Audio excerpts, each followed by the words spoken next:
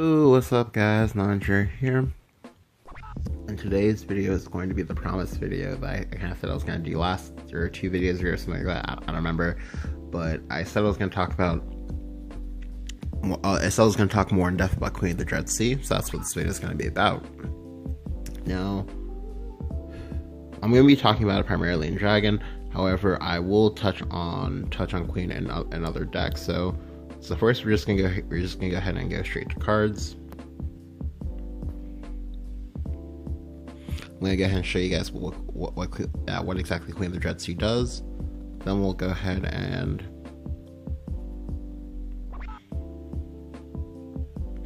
then we'll go ahead and touch on some of her applications. Okay. So Queen of the Dread Sea. Fanfare: change the cost of a neutral card, excluding Queen of the Dread Sea, and a non-neutral card in your hand to 0, then discard all the other cards in your hand. So with this, as I said before in the Dragon video, you compress 3 turns into 1 turn, and you use up a lot of mana combinations that you wouldn't get. You can potentially fit in a total of 30 mana if you include Queen of the Dread Sea in your calculations, or conversely, you can just play two other 10 mana cards in the same turn for free. Now, there are a lot of different applications for this. However, most times it's going to be for an OTK. Some of the OTKs are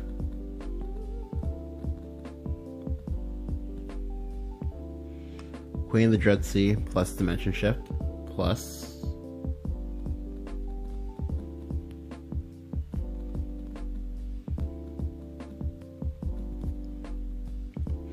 Lucifer. Now, the way that this OTK works is you basically play. You can either play like D Shift, or you can play like, or you can go ahead and you can play like a neutral deck and just like include the copy of like Dimension Shift if you like, with like say Lu and stuff like that, in order to search your Dimension Shift, because you don't care about the spell boost, because you can automatically just put it to 0, and you only need the one turn to OTK your opponent. Now, the way it works is that you go Queen, targeting your Dimension Shift and your Lucifer. You go ahead and you play out your Lucifer. Then you also go ahead and you Evo your Lucifer. And the reason why you do this is because, first, the Lucifer will do 4 damage during his end phase effect, during his evolved end phase effect, which is at the end of your turn, deal 4 damage to an enemy leader. So they'll take 4. Then Lucifer will attack during the next turn, so they'll take 9.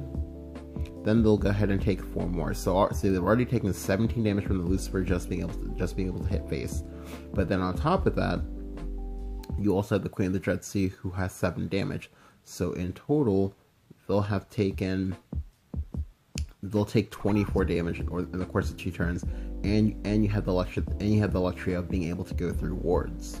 Well, I say wards, but I mean wards, well, semi-plural, if you have the Evo point.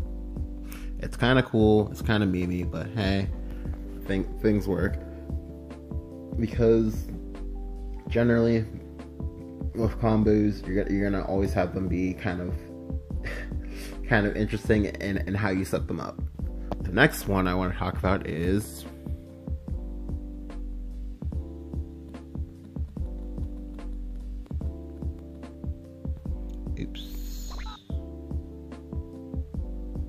okay, well, let me go ahead and, okay, there we go. Wow, that's more Princess than I thought. Okay, is Prince of Darkness, which, as you know, gets you the Apocalypse deck, which is a 10-card deck that consists of essentially 4 copies of, it's a total of 10, but there's 4 different cards. And they're all legendary. They're all legendaries that have powerful effects. There's this is Damnation. There's Silent Rider. There's Servant of Darkness, and then there is, what's it called? What's it called? Astaroth's Reckoning.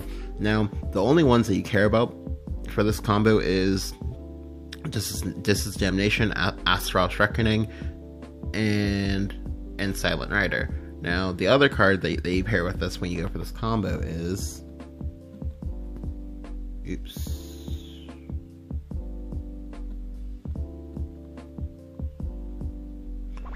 Wizardess of Oz. So the way that you do this combo is you go ahead and you go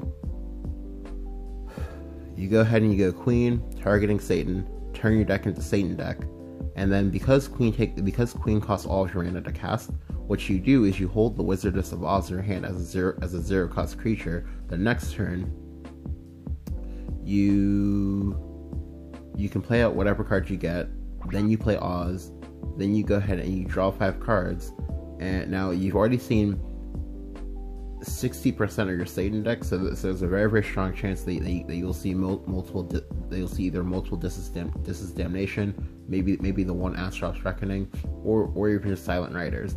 And for this, what you're aiming for is a combination of without any prior damage. What you're aiming for is a combination of Dis's Damnation plus Silent Rider. You can go Dis Rider, and that'll be 22 damage without an evo. You can land triple Dis, which is 21 damage. With, again, you won't need an evo. Or you can get Astaroth plus Dis, because Astaroths will go ahead and set your opponent's HP down to 1, and yeah, and either Astaroth plus Dis or Astaroth plus Rider will be all you need. Now, I've only seen this combo like once, just because no one's actually played around with that much. I will maybe try to play around with it myself in a bit, just when I get some more free time to do so. However, yeah, it's a pretty cool combo overall. Let's see what else is popular for this.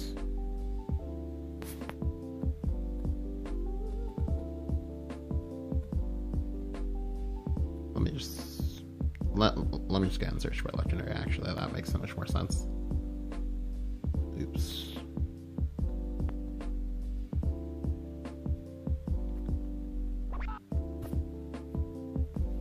Okay.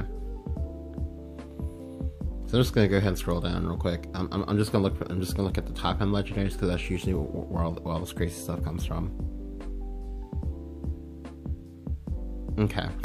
Another funny one, and this one is Dragon, is someone mentioned this to me before. However, I don't particularly think it's that good, but it is kind of funny. You can go with the combination of Zeus and Imperial Dragoon, as well as Dracomancer's Rites. And what will happen is you'll go ahead and you'll need to keep a very large hand size for making this particular play, but you'll go Queen of the Dreadsea. Dreadsea will go ahead and discard your hand. Then you'll go ahead and draw it back because of the Dracomancer. Then you'll go ahead and play Zeus. Then you'll play Imperial Dragon on top of the Zeus, because that way the Imperial Dragon will again discard your hand. You'll draw it back, and then that paves the way for you to go face with the Zeus. Now, with the calculations, this should be about 11 to 12 damage, maybe a little bit more if you have an Evo. Just because the maximum amount of cards you can have in hand is 9, and 3 of these cards are all combo pieces, and you'll be playing all of them at once. So yeah, 11 to 12 damage. It's pretty funny. I have not seen that at all, and I do not expect to see that combo ever.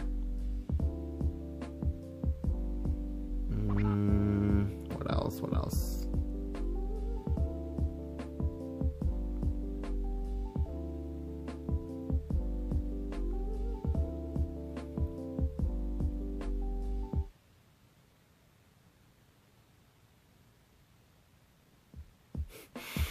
Another kind of funny combo that you can do is you can go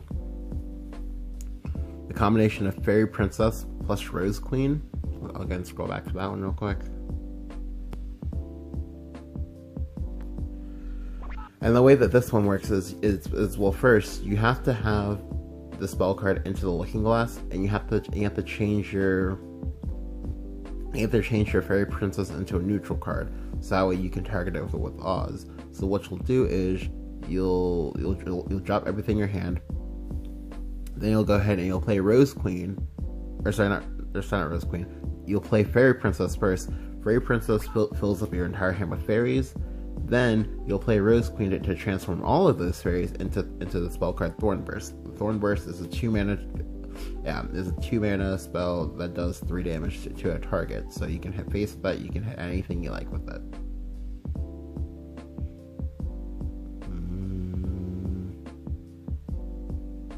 Yeah, and I think that's all of it as far as legendaries go. Let me again look at amulets for a little bit. Oh my god, phone, please.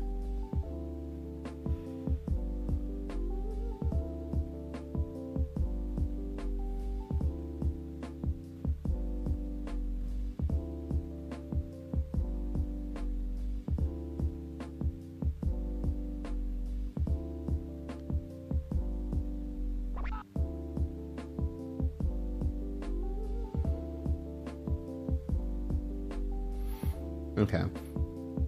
So I don't see any more that are super funny or interesting. I'm gonna go ahead and talk about the dragon ones. So as you already know from my previous video, the way I have been using it is I've been using it with Dragoncraft to reduce the cost of my polyphonic roar, as well as my Israfil, so that way I can go ahead and get my poly roar in safely. However, there are other applications for that combo. One application that I've been using is one application that I wanted to do was to go again, search again.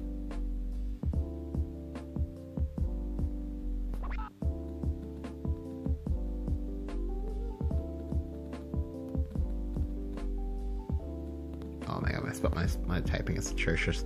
Anyway, it's to go Fervor and not Fervor. Well, alright, so you can do Fervor, you can also do Dragon Council. However, you probably won't want it to be Fervor.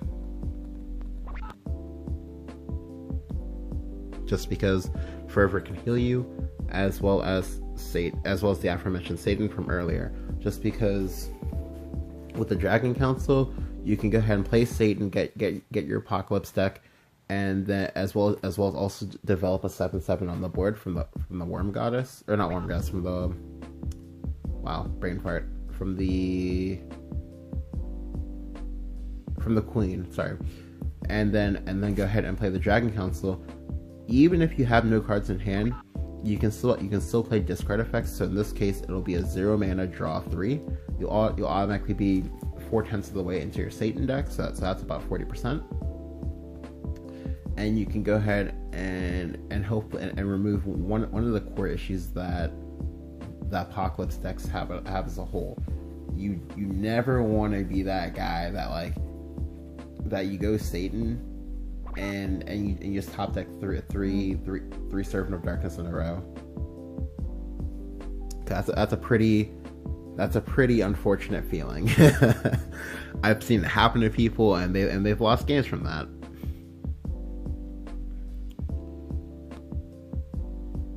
But yeah, these are just some of the applications that I've seen and thought about personally. Let me go ahead, let me know what you guys think about possible applications for Queen of the Dread Sea down in the comments below. Go ahead and leave a like if you enjoyed this video and you want to see more content. And yeah, I'll catch you guys next time. Thanks for watching.